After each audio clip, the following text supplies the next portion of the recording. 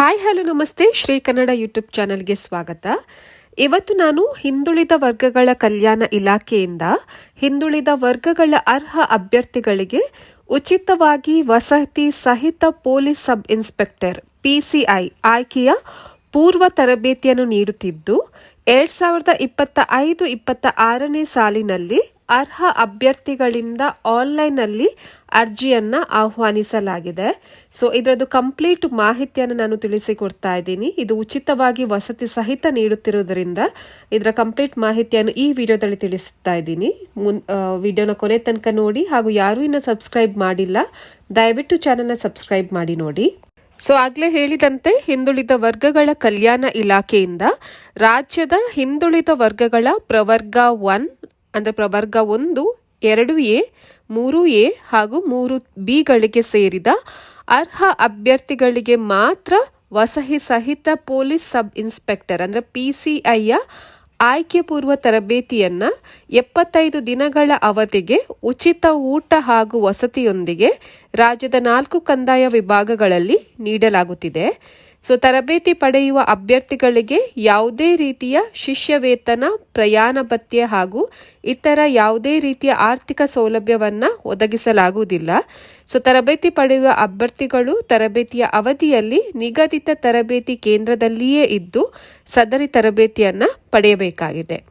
So ಇದು ಫ್ರೀಯಾಗಿ ನೀಡ್ತಿರುವಂತಹ ತರಬೇತಿ ಆಗಿರುತ್ತೆ. ಇದರಲ್ಲಿ ಯಾವುದೇ ರೀತಿಯ ಸ್ಟೈಫಂಡ್ ಆಗಿರ್ಬೋದು ಅಥವಾ ನಿಮ್ಮದು ಅಪ್ ಆ್ಯಂಡ್ ಡೌನ್ದು ಖರ್ಚಾಗಿರ್ಬೋದು, ಬೇರೆ ಯಾವುದೇ ರೀತಿಯ ಆರ್ಥಿಕ ಸೌಲಭ್ಯವನ್ನು ಒದಗಿಸಲಾಗಲ್ಲ.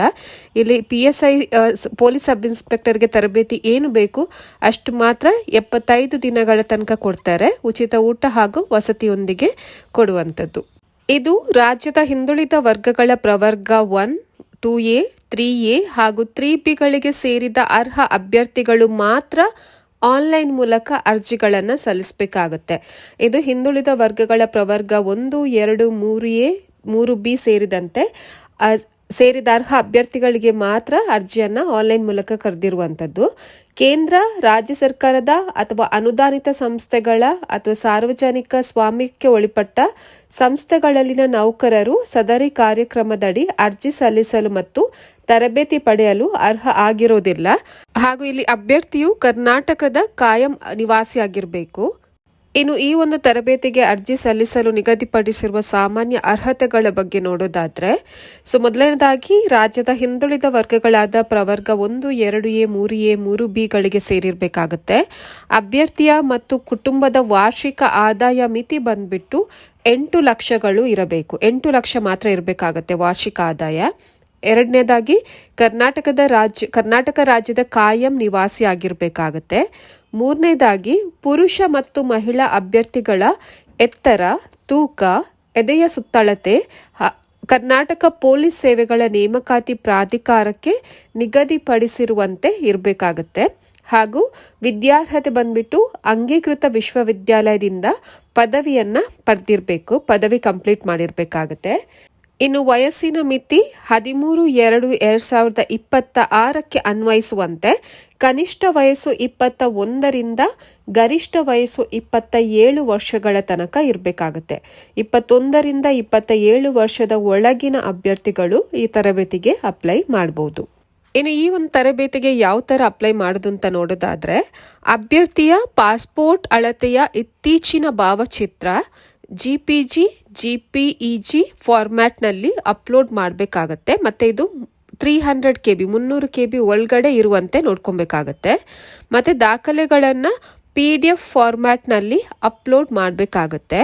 ಅದನ್ನು 300 KB ಒಳಗಡೆ ನೀವು ಇರುವಂತೆ ನೋಡ್ಕೊಬೇಕಾಗತ್ತೆ. ಇದನ್ನು ಆನ್ಲೈನ್ ಮೂಲಕ ನೀವು ಅರ್ಜಿಯನ್ನು ಸಲ್ಲಿಸುವಂಥದ್ದು.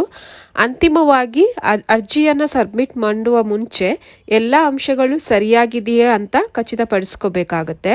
ಅಂದರೆ ಅಲ್ಲಿ ನೀಡಲಾಗಿರುವ ಡೀಟೇಲ್ಸ್ನೆಲ್ಲ ಕರೆಕ್ಟಾಗಿ ಫಿಲ್ ಮಾಡಿದ್ದೀರಾ ಅಥವಾ ಡಾಕ್ಯುಮೆಂಟ್ಸ್ ಏನಾದರೂ ಕೇಳಿದರೆ ಅದನ್ನ ಅಪ್ಲೋಡ್ ಮಾಡಿದ್ದಾರೆ ಅಂತ ನೋಡಬೇಕಾಗುತ್ತೆ. ಬಿಕಾಸ್ ಈ ಥರ ನೀವು ಏನಾದರೂ ಮಿಸ್ಟೇಕ್ ಮಾಡಿದರೆ ಅರ್ಜಿಯನ್ನು ತಿರಸ್ಕರಿಸಲಾಗುತ್ತದೆ.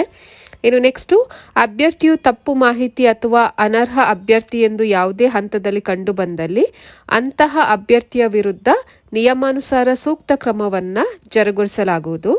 ಮತ್ತು ಅರ್ಜಿಯನ್ನು ಒಮ್ಮೆ ಮಾತ್ರ ಸಲ್ಲಿಸಲು ಅವಕಾಶ ಇರುತ್ತದೆ. ಅರ್ಜಿಯನ್ನು ಸಲ್ಲಿಸಿದ ನಂತರ ಎಡಿಟ್ ಹಾಗೂ ಡಿಲೀಟ್ ಮಾಡುವ ಆಪ್ಷನ್ ಅಂತೂ ಇರೋದಿಲ್ಲ. ಸೊ ಅರ್ಜಿ ಸಲ್ಲಿಸಿದ ನಂತರ ಅರ್ಜಿಯ ಪ್ರತಿ ಅಂದರೆ ಪ್ರಿಂಟನ್ನು ತೆಗೆದುಕೊಳ್ಬೇಕಾಗತ್ತೆ. ಅದು ಏನಾದರೂ ಇಲಾಖೆಯಿಂದ ಕೇಳಿದಾಗ ಆ ಪ್ರಿಂಟೌಟ್ನ ನೀವು ಕೊಡಬೇಕಾಗತ್ತೆ. ಸೊ ಸಬ್ಮಿಟ್ ಮಾಡಿದ ಮೇಲೆ ಒಂದು ಪ್ರಿಂಟೌಟ್ ತಗೊಳ್ಳಿ. ಸೊ ನೆಕ್ಸ್ಟು ಸದರಿ ವಸತಿ ಸಹಿತ ಪೊಲೀಸ್ ಸಬ್ ಇನ್ಸ್ಪೆಕ್ಟರ್ ಆಯ್ಕೆಯ ಪೂರ್ವ ತರಬೇತಿಯನ್ನು ರಾಜ್ಯದ 4 ಕಂದಾಯ ವಿಭಾಗಗಳಲ್ಲಿ ನೀಡಲಾಗುವುದು. ಅಭ್ಯರ್ಥಿಗಳು ಒಂದು ಅರ್ಜಿ ಮಾತ್ರ ಸಲ್ಲಿಸುವುದು ಹಾಗೂ ಭೌತಿಕ ಗುರಿಯು ಪ್ರತಿ ವಿಭಾಗಕ್ಕೆ ಗರಿಷ್ಠ 390 ಆಗಿರುತ್ತದೆ. ಇನ್ನು ಪುರುಷ ಅಭ್ಯರ್ಥಿಗಳಿಗೆ ತರಬೇತಿಯನ್ನ ಬೆಂಗಳೂರು ನಗರ, ಬೆಳಗಾವಿ ಮತ್ತು ಕಲಬುರಗಿ ವಿಭಾಗಗಳಲ್ಲಿ ನೀಡಲಾಗುವುದು. ಸೊ ಅರ್ಜಿ ಸಲ್ಲಿಸುವಾಗ ಈ 3 ವಿಭಾಗಗಳಲ್ಲಿ ಯಾವುದರಲ್ಲಿ ಬೇಕು ಎಂಬುದನ್ನು ನೀವು ಮೆನ್ಷನ್ ಮಾಡಬಹುದು. ಹಾಗೂ ಅಭ್ಯರ್ಥಿಗಳು ಪದವಿಯನ್ನು ಪಡೆದಿರುವ ಶೇಕಡಾವಾರು ಅಂಕಗಳ ಆಧಾರದ ಮೇಲೆ, ಮೆರಿಟ್ ಆದ್ಯತೆ ಆಧಾರದ ಮೇಲೆ ಅಭ್ಯರ್ಥಿಗಳ ತಾತ್ಕಾಲಿಕ ಆಯ್ಕೆ ಪಟ್ಟಿಯನ್ನು ತಯಾರಿಸಲಾಗುವುದು. ಮತ್ತು ಇಲ್ಲಿ ಮಹಿಳೆಯರಿಗೆ ಮೈಸೂರು ವಿಭಾಗದಲ್ಲಿ ಮಾತ್ರ ತರಬೇತಿಯನ್ನು ನೀಡಲಾಗುವುದು ಹಾಗೂ ಬೇರೆ ವಿಭಾಗದಲ್ಲಿ ಯಾವುದರಲ್ಲೂ ಅವಕಾಶ ಇರೋದಿಲ್ಲ. ಪದವಿ ಮೆರಿಟ್ ಆಧಾರದ ಮೇಲೆ ಆಯ್ಕೆಯನ್ನು ಮಾಡಿಕೊಳ್ಳಲಾಗುವುದು.